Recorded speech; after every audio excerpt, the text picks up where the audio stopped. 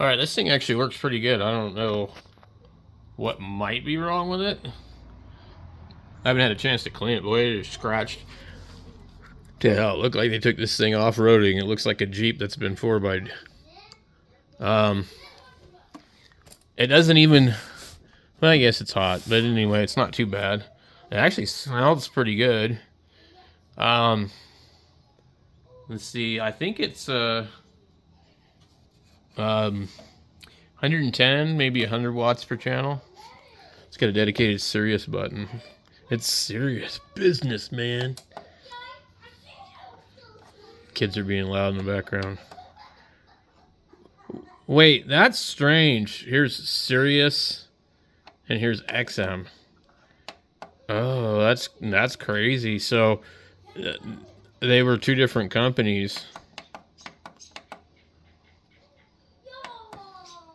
So I think all the another thing too I was going to mention. I think all the old Sirius radios, they're still on because the company switched. What does it say? Can't select.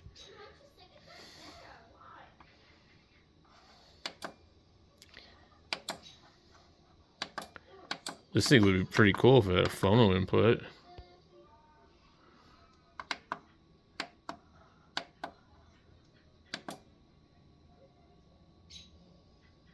Anyway, I'm just kind of surprised it works.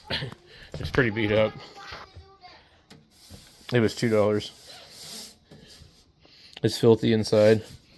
You get a good amount of heat coming out of it, but the thing about this one is I trust this over the other one a lot better.